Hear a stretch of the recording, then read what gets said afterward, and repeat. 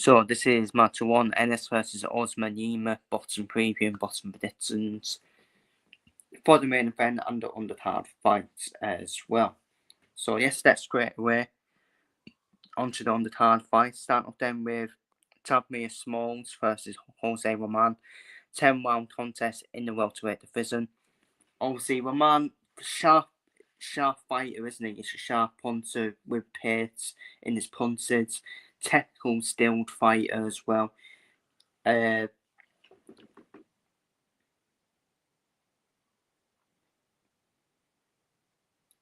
not that he can. He's that presser.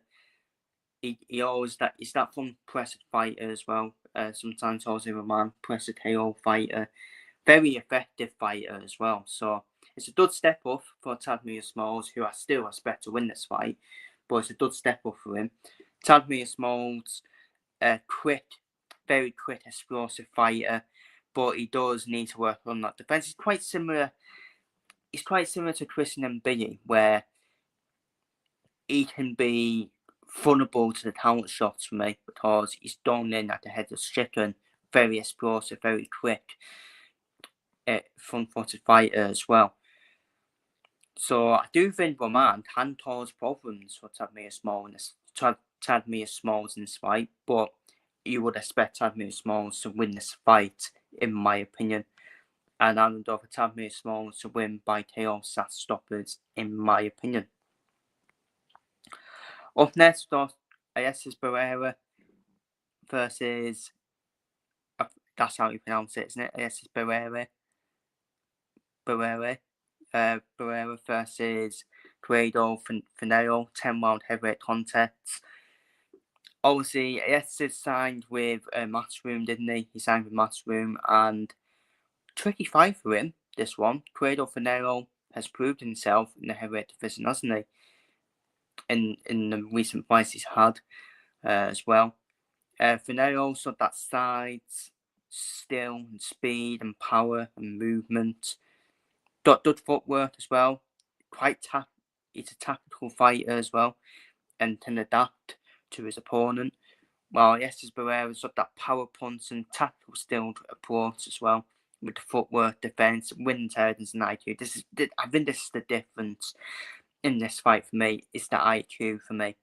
I think he has better IQ than Guido Finero for me,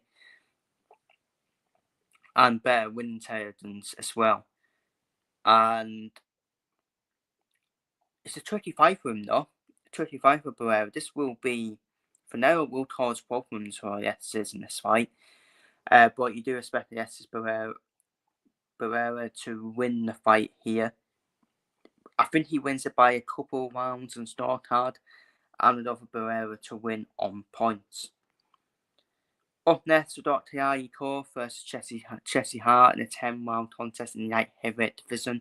Tiago has turned it around, hasn't he, recently, winning that rematch, of course, against Diados, doing a job on Diados in that rematch as well.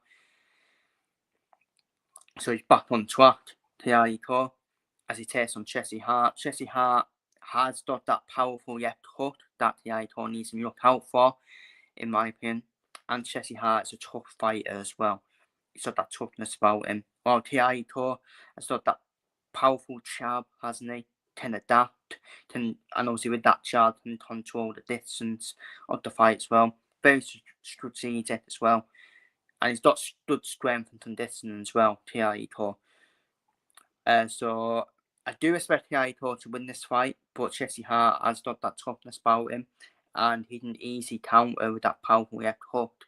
That could cause a problem for Tiago, who has had his chin tested, especially against Diados as well.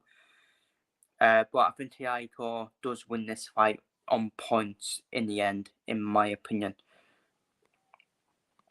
And finally, onto the main event. Jaron Ennis takes the move up to super welterweight after vacating his 147 title. He moves up to 154 to take on Lima in his first fight, super welterweight in the 12-round contest. Lima, decent fighter. He is a decent fighter, but for me, I just feel Lima's style, for me, just plays into Ennis' hands for me. 2-1 Ennis. We know how good 2-1 Ennis is. Good Swiss hitter. Creative with his combinations as well. The footwork and handles he creates as well. Got the speed and power as well. Got a good defence and can adapt to his opponent as well. And the key again, the key thing is on why these boxers, on this are very good, is because of his IQ as well. And pretty simple for me. Having to on this does get a KO stop its win over Uisma Lima.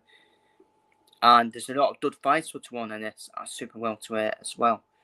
For him to have once he wins this fight, in my opinion. So then my predictions for the Tuan Ennis versus Uisma Lima bottom preview, bottom card.